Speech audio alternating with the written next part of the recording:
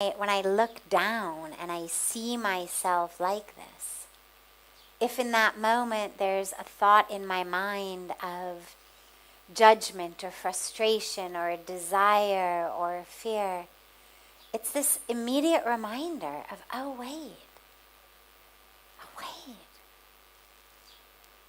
you're a sannyasi.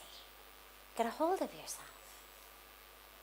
And then you just anchor back in, or you'll be walking down the road, maybe your mind in 100 places. Then you just catch a glimpse in, a store window or whatever you're walking by. And you realize, oh wait. And I've noticed I just immediately, anytime I catch a reflection, I just immediately find myself slowing down, re-anchoring with being present in that moment. Am I feeling the bottom of my feet on the earth? Am I being sure that I'm smiling either with my lips or with my heart to those around me? It frequently happens walking through airports.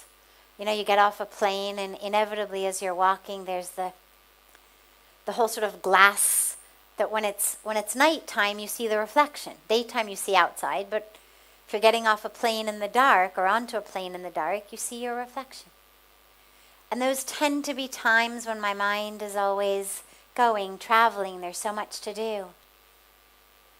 And you just catch a glimpse and it's, oh wait, I'm not this story, I'm not wherever I'm going, whatever I think I'm going to do, I'm not the story. I'm not that. I'm this. And it just brings this moment of re-recognition, re-remembrance. There's always an exhalation, there's always a dropping down into just a remembering of the self. So, would I be a sannyasi in jeans and a t-shirt? Of course. But as this human being, unfolding spiritually, when I put on a sari, especially a saffron sari, it fills my mind much more with the sense of identity, in alignment with my values, my priorities, my goals, than if I found myself admiring my profile in a pair of jeans and a tight t-shirt and a full-length mirror. And I found that on this path, every bit of help you can give yourself is really beneficial. I mean, yeah, obviously, all of us, we could be in shorts and t-shirts. Why not? We could be naked. Why not?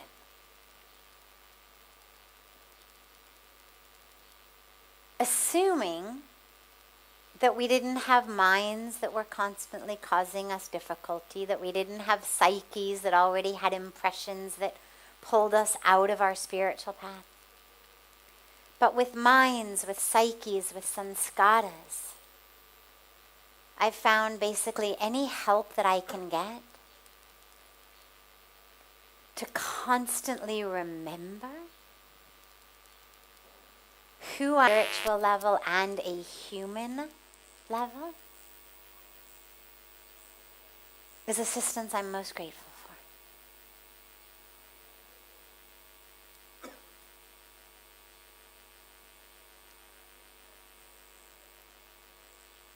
Does anyone else have a question?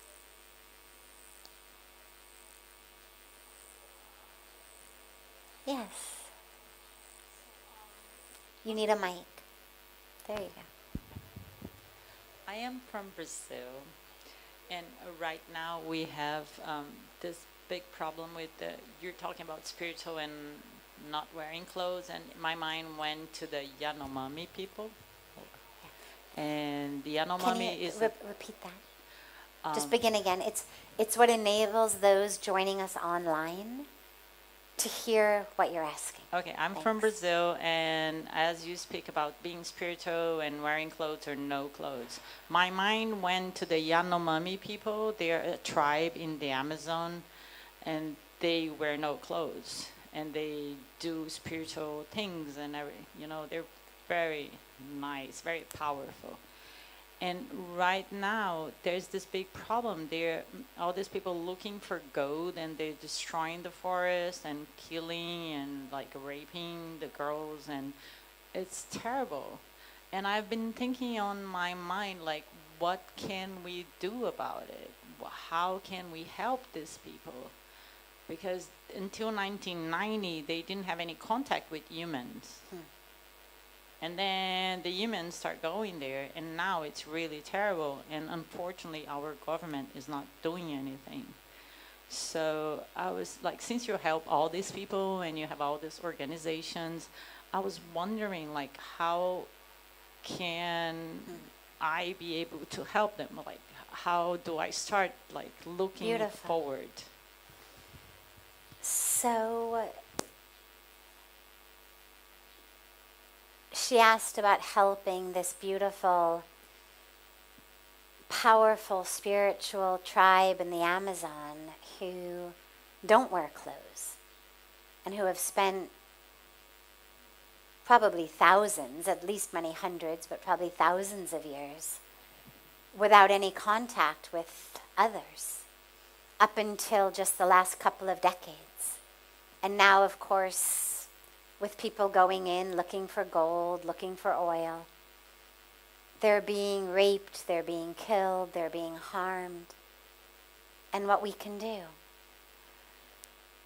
Well, there's two levels of help. One is the specific, and the other is the global.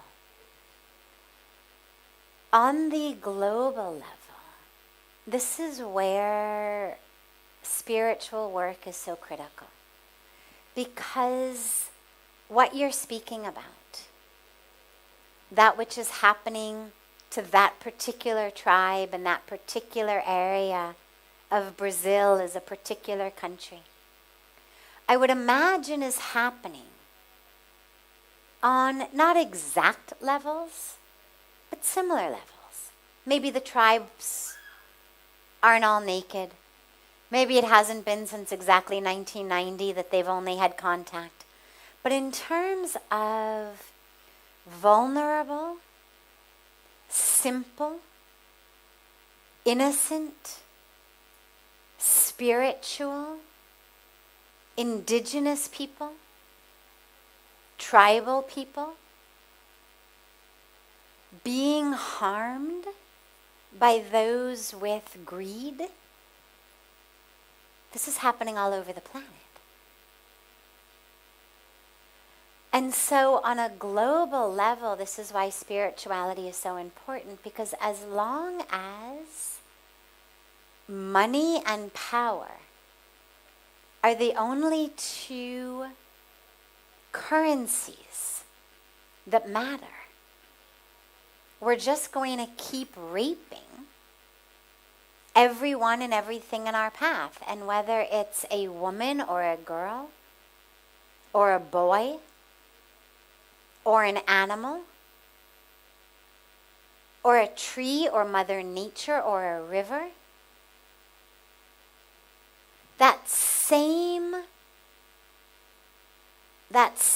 greed, that same othering, that same objectification that enables people to walk into this tribe and see naked women and girls as objects is the same impulse that enables them to see pristine forests as objects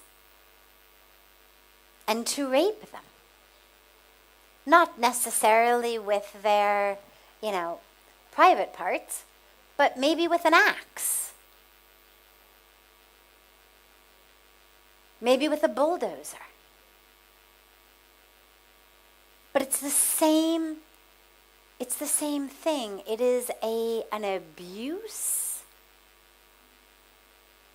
rooted in objectification, rooted in this idea that that which is before me is an object for me to use and abuse and discard however I would like. And this is where I really think spirituality is our only savior. Because only when people themselves realize that they're actually not here just to accumulate money and power, that they're actually here as spiritual beings, and that they're going to have to keep coming back and doing this until they get it right, and that they are the ones in whose garden of life the fruits of the seeds that they plant as karma are going to bear fruit. Until they realize that, people are going to keep living like this. But that's also why, in the meantime that we don't have a full spiritual evolution, revolution, shift in consciousness, in the meantime, this is why we need really strict laws. And in a situation where, as you say, the government isn't doing anything, we're in a lose-lose situation. And the only thing I can think of is for non-government organizations, of which, by God's grace, there are a lot. There are a lot working and dedicated in the Amazon, thankfully, or we probably would have lost the entire thing by now.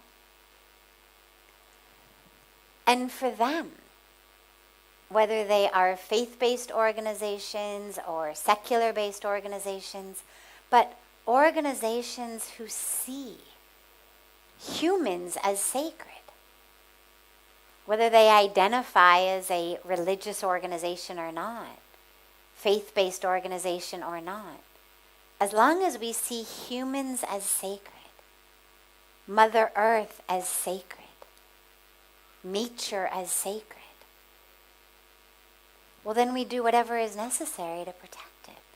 I mean, if we had any footing in Brazil, I'd say we'll go in and protect them. Right? I mean, we put the ashram on a plane and we'll go and set up camp and, set up barriers there, right? I'm not sure that that's necessarily the most pragmatically feasible solution. I would really hope that there are organizations who are already working there who, with our impact and our influence, we could highlight to others and get others to support those organizations financially, with their bodies, with their resources, who are already on the ground, rather than flying in a few hundred people who don't speak Portuguese, don't know Brazil, to set up, a human barrier around the tribe, only to find ourselves in Brazilian prisons. But thankfully, I would hope that there are a lot of organizations on the ground, and I would really be open to figuring out ways that all of us together could support those organizations in Brazil, all over the world. I mean, this is the work that needs to be done, is to protect and to preserve the creation in human form, in animal form, and all of our biodiversity. This is what we get people to pledge for every single night on the banks of Ganga. And when we say that we will do whatever we can, well, it doesn't just mean I will personally not rape anyone, or I will personally not cut down a tree. or I will personally not dump my trash into Ganga. It also means that in whatever way I have, as we say, tan se, man se, dan se, means with my body, with my energy, with my skills, with my mind, with my resources, financial resources, other resources, that I will do whatever I can to protect and to preserve and to serve the creation. That's the pledge. And so by God's grace, hopefully, everyone who actually raises their hands and on the banks of Ganga with the yagna as Sakshi, with Ganga as Sakshi, with Pujya Swamiji and the saints as Sakshi, as the witnesses, that people actually fulfill that sankalp. I would hate to think of the karmic repercussions of taking an official vow on the banks of Ganga and then ignoring it. So maybe we can work on doing something to direct some energy in that direction. Let's talk about it.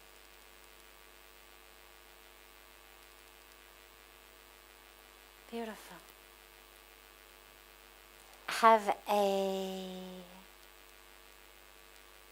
beautiful, beautiful rest of your evening. A beautiful day to all of our family joining us online from all over the world. And so much love to all of you.